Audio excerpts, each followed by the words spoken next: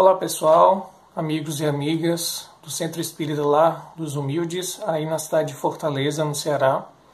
É com alegria que a gente traz um pequeno contributo de interpretação do texto bíblico à luz do Espiritismo, trazendo como mensagem de hoje, está lá no Evangelho segundo o Espiritismo, que é o nosso livro assim de referência para a compreensão dos textos do Evangelho. Lá no capítulo 11, a gente vai encontrar, logo no primeiro item, o tema O Mandamento Maior.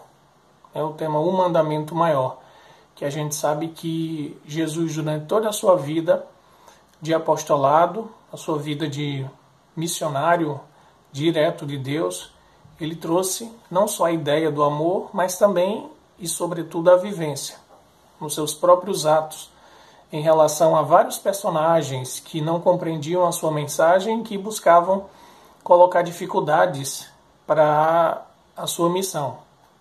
Então a gente vai ver hoje o que Allan Kardec interpreta no capítulo 11 sobre esse mandamento maior e também alguns trechos do Novo Testamento, algumas perícopes, como a gente costuma chamar nos estudos e nas pesquisas do Evangelho. Perícope é um recorte, é um trechozinho que a gente seleciona no Novo Testamento para poder estudar.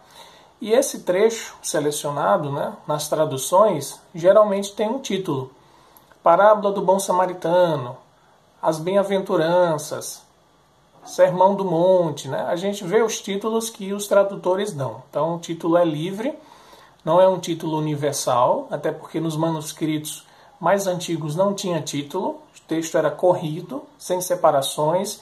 E essa ideia de colocar capítulo, versículo, é uma ideia moderna, a gente pode dizer assim, no sentido mais próximo da gente, Não tinha isso lá no começo, a ideia do tempo medieval para o tempo moderno.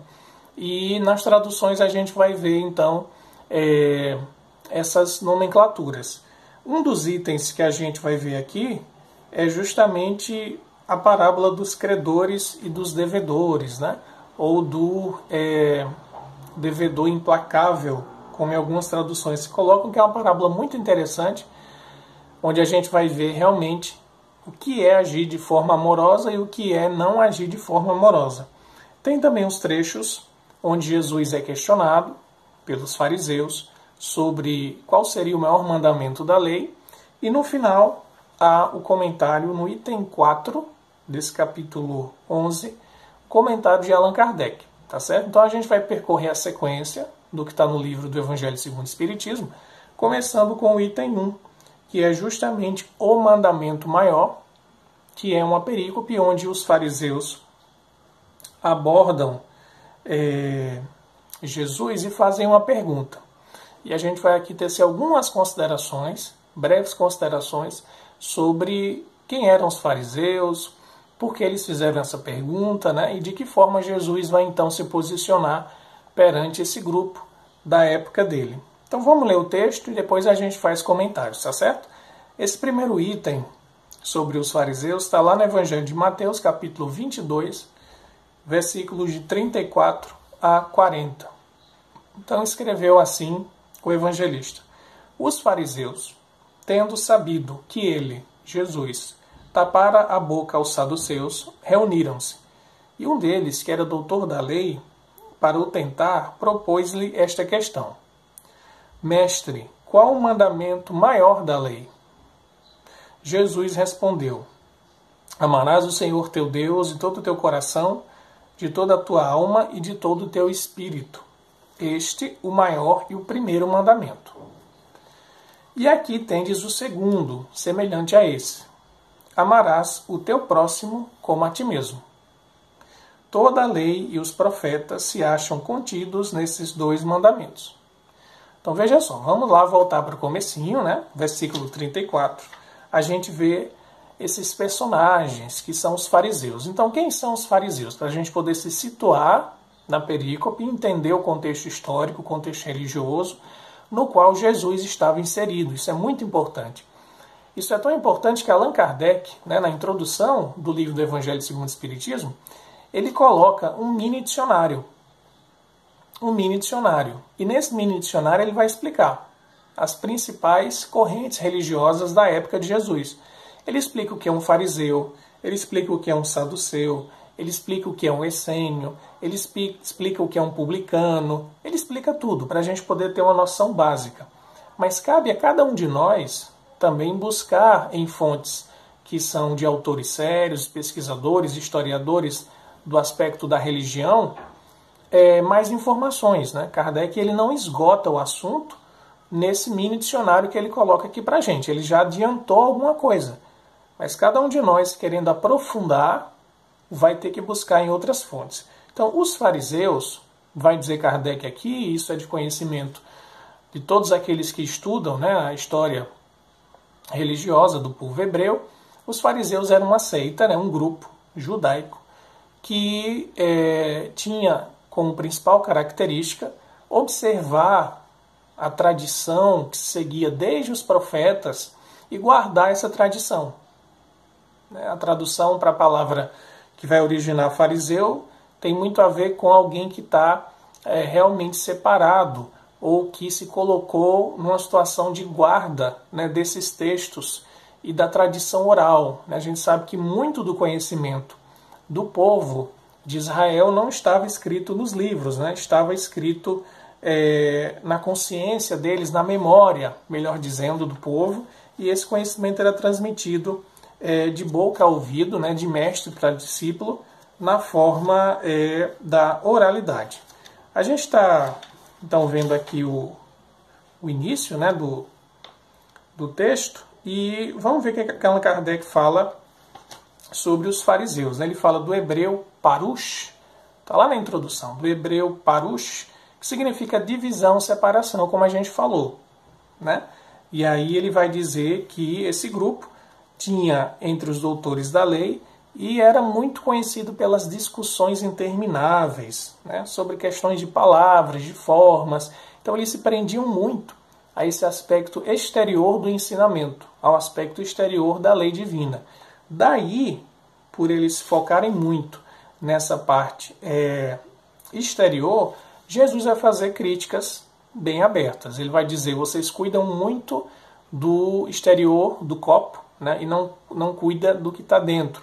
Vocês cuidam muito em lavar as mãos antes das refeições, mas não cuidam se os vossos corações estão limpos, né? Então, assim, tinha aquela preocupação excessiva de uma limpeza exterior, mas não tinha um cuidado de se transformar interiormente pelo pensamento elevado, pelo sentimento, enfim. Então, os fariseus tinham uma virtude que era serem guardiões assim, da tradição oral e de muito conhecimento, que o povo de Israel tinha realmente desenvolvido, isso é um fato, mas tinha um problema de eles observarem muito esse aspecto formal, cuidarem muito disso e descuidarem do aspecto interior. A gente sabe que todos nós somos formados de luz e de sombra, né? Então a luz dos fariseus estava nessa observância, nesse cuidado em preservar a grande sabedoria que o povo de Israel desenvolveu, e o lado sombrio, né, o problema maior deles era justamente ter como foco o aspecto exterior e não o aspecto interior. Outro grupo que aparece aqui, nessa perícope, é o grupo dos saduceus, né, que o texto diz que os fariseus souberam que Jesus tinha tapado a boca dos saduceus. É uma perícope que vem antes, quando os saduceus perguntam sobre a ressurreição, né, os saduceus, já adiantando, eram os materialistas da época, né? Por mais estranho que isso possa parecer, como é que um grupo religioso judaico pode ser materialista? Mas existia esse grupo, e eram os saduceus. E eles diziam, não, a ressurreição não existe, não tem nada além. Depois da morte tudo se acaba. Então eles eram os sensualistas da época, diz Kardec. Né? Diz Kardec que eles eram sensualistas da época, eles não tinham uma visão pós-plano terreno. Então aproveitavam tudo aqui e queriam gozar o máximo possível que pudessem aqui na Terra mesmo. E os saduceus perguntaram a Jesus sobre a ressurreição e jogaram para ele o que a gente chama de pegadinha, citando uma lei do Levirato, que dizia que se um homem morresse e a sua viúva, né, ficasse sobre a terra e esse homem tivesse irmãos, essa mulher devia se casar com um cunhado dela, né, e assim por diante. E eles contam a história de que morreram 7 assim em sequência, né, a mulher, a viúva, ela casava e o homem morria, casava e o irmão morria, casava e o cunhado morria. Eles perguntam, como é que vai ser isso no reino dos céus? Assim, com quem vai essa mulher se casar. Enfim, foi uma forma deles tentarem pegar Jesus para dizer a ressurreição não tem base. A gente está dizendo aqui que essa lei do levirato anula a ressurreição. E Jesus dá uma grande lição, dizendo que no céu, né, ou nesse plano espiritual, o casamento não se dá como se dá aqui. Né? Os saduceus queriam projetar o mundo espiritual a partir dos nossos padrões, das nossas conveniências terrenas. E isso não funciona. Jesus dá a lição dizendo, lá não é assim. No mundo espiritual não, no céu não é assim. Né? E ele diz, o Deus, como está escrito na Torá, é o Deus dos vivos e não dos mortos. Então ele dá uma lição aos saduceus dizendo que sim há ressurreição, que sim há uma vida após o plano terrestre. Né? E aí ele cala a boca dos saduceus, é justamente o que está aqui. E a partir disso, um doutor da lei, fariseu, muito versado nas escrituras, faz essa pergunta crucial a Jesus. Qual é o maior mandamento da lei? Ora, para os judeus era considerado mandamento aquelas prescrições assim das mais simples, questões de higiene, de você lavar as mãos e você não poder tocar num corpo que estivesse em decomposição, não poder tocar num leproso, até as questões que a gente consideraria assim mais sublimes, né? Do perdão, da fraternidade, enfim, da vida em comunidade. Então tudo isso era mandamento. E eles catalogavam mais de 600 mandamentos. Veja só, mais de 600 prescrições. E a maioria delas era prescrições proibitivas. Não faça isso, não faça aquilo, né? Não matarás, não roubarás. E outras, em sua minoria, eram prescrições ativas. Né? Faça isso, faça aquilo. Enfim. Então eles tinham aí essas centenas de mandamentos, que em hebraico é o mitzvot, né? Os mandamentos. E eles perguntam a Jesus, qual deles é o maior? A gente já escutou tanta coisa, mas qual deles é o maior? Né? E Jesus responde, o amor a Deus, primeiro. Então, o grande mandamento é amar a Deus. E em segundo, Jesus vai dizer que é muito semelhante a esse primeiro, é uma consequência natural do primeiro, a gente poderia dizer, que é amar o próximo. Então, amar a Deus e amar ao próximo, esse é o grande mandamento, ou seja, amor. O amor é o grande mandamento. Só que quando Jesus responde isso, ele responde no sentido tríplice, né? Em relação a Deus. É um sentido tríplice. Tem 3 aspectos aqui para amar a Deus. Todo o coração, toda a alma, todo o espírito, como está escrito aqui. Em algumas outras passagens vai ter coração, alma e forças ou obras. E a gente entende de uma forma mais plural nas dimensões que nós mesmos somos, né, ou estamos. A dimensão espiritual, a dimensão emocional ou vital e a dimensão material, que seriam as obras, os nossos pertences, os nossos poderes, né, as nossas forças. Então, é amar a Deus de forma integral. De forma integral. Então, o ser humano é um ser trino. Kardec já dizia isso. Corpo, perispírito e espírito. Né? O corpo representa o quê? Tudo que a gente tem de material. E aqui, na passagem, representaria, nas outras versões, amar de todas as tuas forças. Forças é o que você tem para se movimentar no mundo. Você aplicar tudo isso a um propósito do bem. Veja só, tudo que a gente tem. Imagina a gente ter todos os bens empregados em favor do bem. Tudo que a gente tem de material ser empregado em favor do bem. Isso é amar a Deus de todas as forças. A gente não faz isso ainda. Tem muita coisa que a gente tem material que a gente emprega para fins pessoais, né? Para fins egoístas e não para Deus. Amar a Deus de todo o teu coração. Coração, para o pessoal daquela época, significava a sede do espírito, do pensamento. Né? Não é como a gente pensa hoje, que a sede é o cérebro. Né? Para o pessoal antigo, ali para o povo de Israel, do Oriente Médio, o coração, para eles, era o órgão onde estava sediado o pensamento, as emoções, os desejos, o que a gente chama hoje de aspecto espiritual do ser. Não é cérebro não, para eles era o coração. Então ele fala, amar de todo o coração é que a tua integridade psíquica, de pensamento, sentimento, emoção, desejo, esteja entregue a Deus. É isso que eles vão dizer. Amar de toda a tua alma, seria aqui uma relação com o que Kardec fala dos 3 aspectos do homem, né? O perispírito, mais ou menos ali, é o lado vital. né? O perispírito que vitaliza o corpo pelo fluido vital. E seria assim, tudo que eu tenho de vitalidade eu vou empregar em favor de Deus. Então seria amar de forma integral, a própria vida da criatura entregue a Deus. Ah, João, então a gente não vai mais cuidar dos afazeres do dia a dia? Não, não é isso que está se dizendo. Você vai cuidar da questão mais simples na sua casa, de lavar a louça, né? De fazer uma comida, de cuidar do seu filho, de trabalhar, de receber renda e de ter renda, mas isso com o propósito do bem, certo?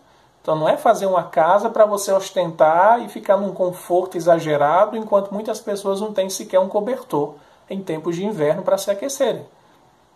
Então assim, é você colocar um sentido espiritual, divino, em tudo que você faz. Esse é o aspecto material. No aspecto da vitalidade, é tudo que eu sinto voltado para o bem. E no aspecto espiritual do pensamento, né, tudo voltado para o bem também. Então Jesus aqui ele não dá margem a nenhuma brechinha. Ele está dizendo, o maior mandamento é você amar a Deus em todas as suas dimensões.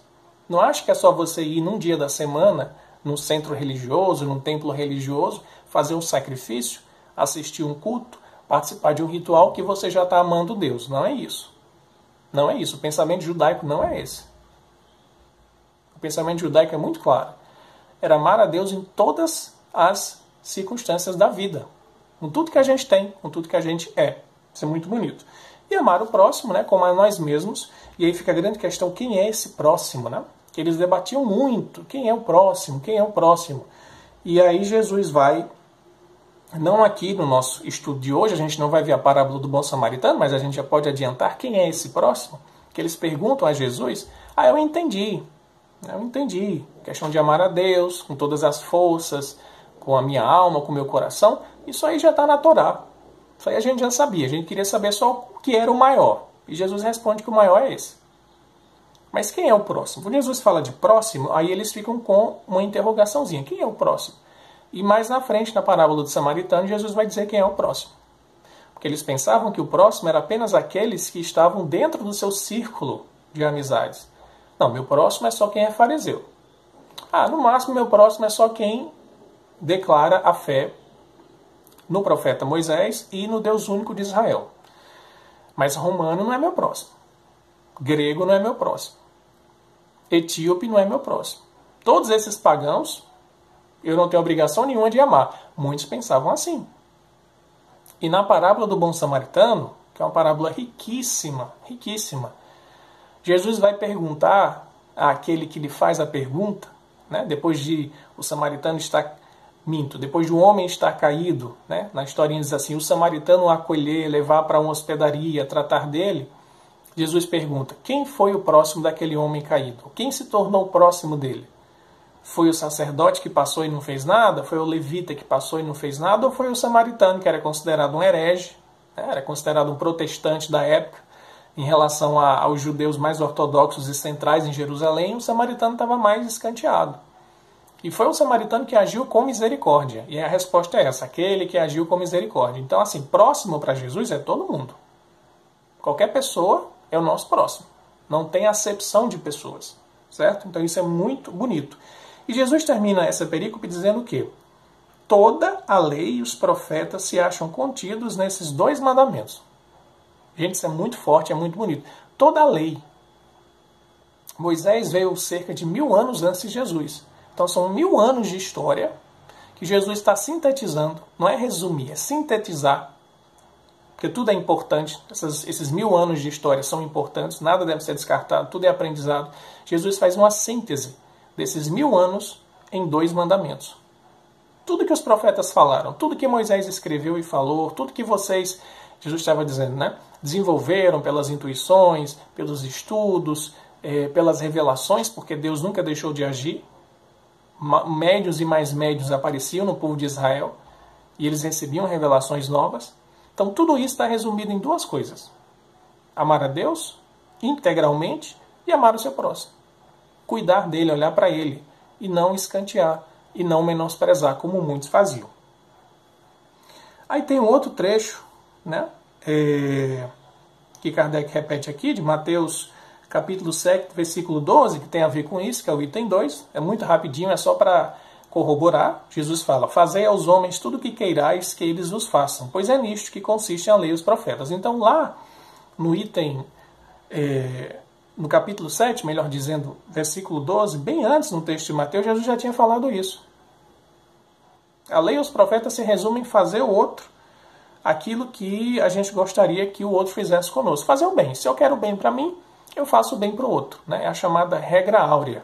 É mais um trecho que Kardec coloca aqui. Tratai todos os homens como queríeis que eles vos tratassem. Então, lá em Lucas capítulo 6, versículo 31. Mais uma vez a regra de ouro aparece. Isso é um resumo da lei. A gente pode esquecer tudo. Eu esqueci de lavar a mão. Esqueci que não podia tocar no corpo, né?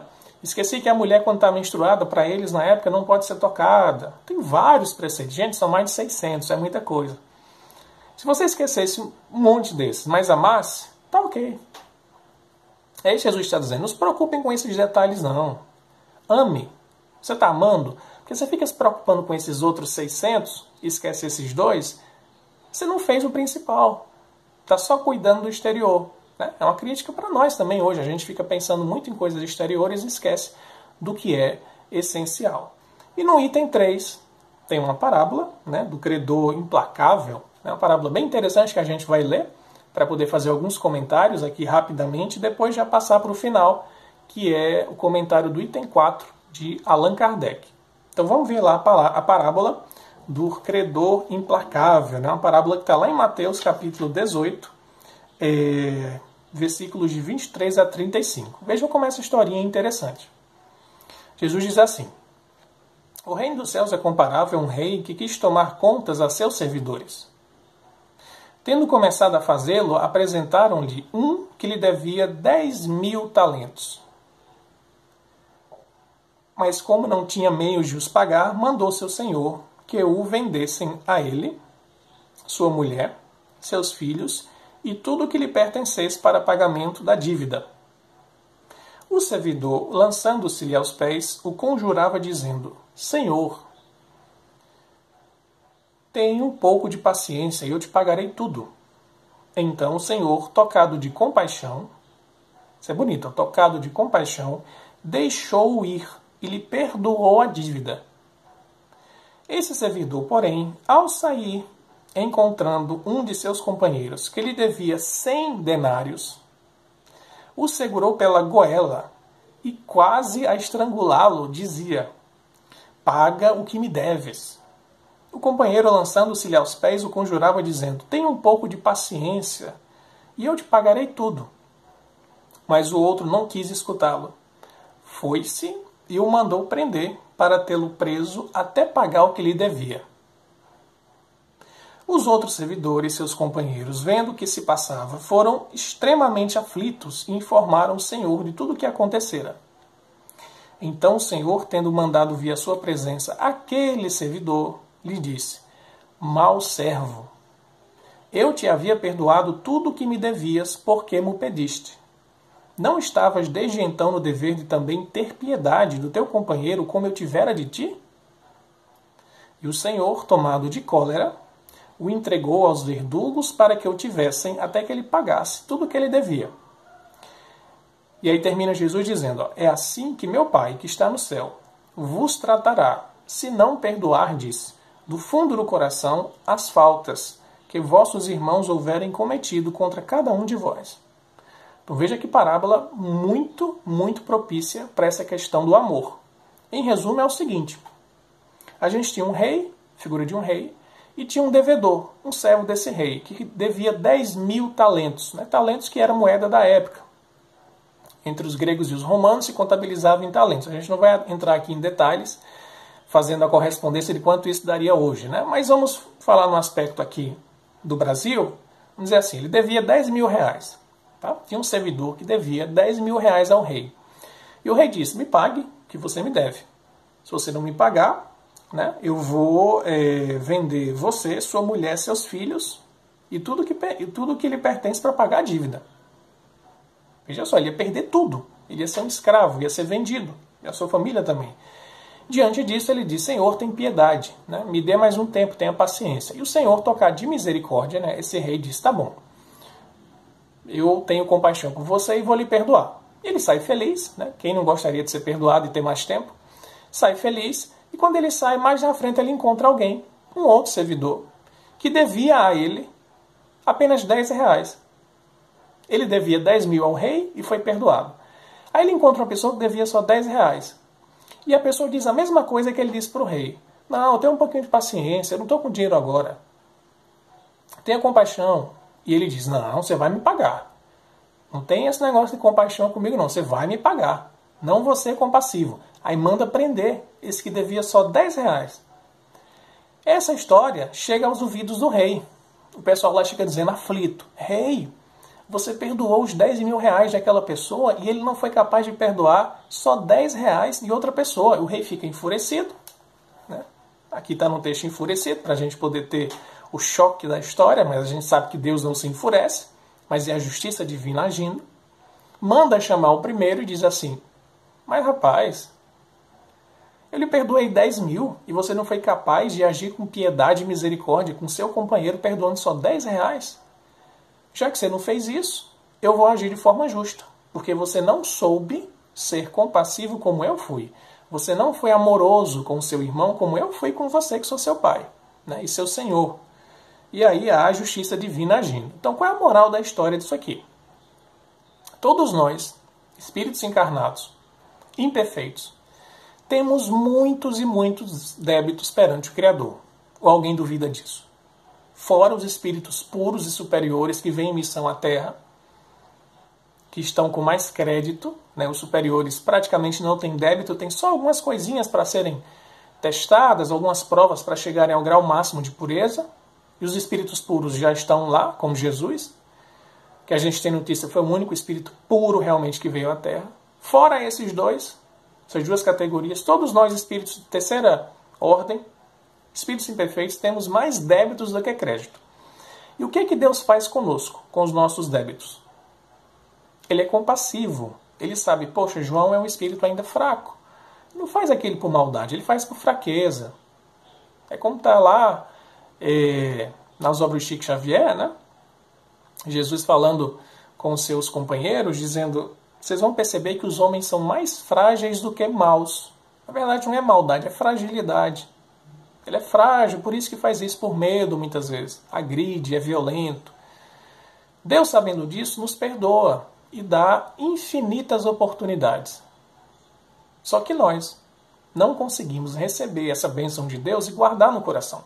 A gente recebe a bênção e diz, que bom, me livrei. Mas em vez de guardar no coração e ter a lição, poxa, o meu pai, o meu Criador foi compassivo, eu tenho que me assemelhar ao meu pai. Então eu vou ser compassivo também com os meus companheiros. A gente não faz isso. A gente não se assemelha a Deus. Em vez de aplicar a mesma compaixão aos nossos companheiros, o que é que a gente faz? A gente é implacável. A gente é justiceiro. Né? A gente quer que pague até a última gota de sangue, até o último centavo. Então é uma forma muito dura nossa, que não expressa o amor. Não expressa o amor. Essa pessoa que agiu assim aqui na história, ela não entendeu o amor. Nem o amor a Deus e muito menos o amor ao próximo. Ela não entendeu isso. Porque ela foi implacável. Né? Então, assim, é uma história para a gente poder meditar e assimilar a importância que tem a gente ter misericórdia para com os nossos companheiros. Jesus já dizia nas suas bem-aventuranças que felizes são os misericordiosos porque encontrarão misericórdia. Ora, muitas vezes a gente fica pedindo a espiritualidade, essa prova que eu estou passando está muito difícil, alivia a prova, misericórdia, misericórdia. A gente pede misericórdia, mas a gente está fazendo nossa parte de ser misericordioso com o outro, com a falha do outro? Muitas vezes não está. Então a gente não teria direito de pedir. Então a gente tem que ter essa consciência, essa maturidade de que Deus é misericordioso e eu, como seu filho, também preciso ser misericordioso. E misericórdia tem tudo a ver com amor, porque é a compaixão. É você se sentir tocado pela fraqueza do outro e se dispor a ajudá-lo. Isso é amor, em ação. Né? Misericórdia é o amor realmente em ação, que é a irmã aí da caridade. Então essa parábola é muito bonita.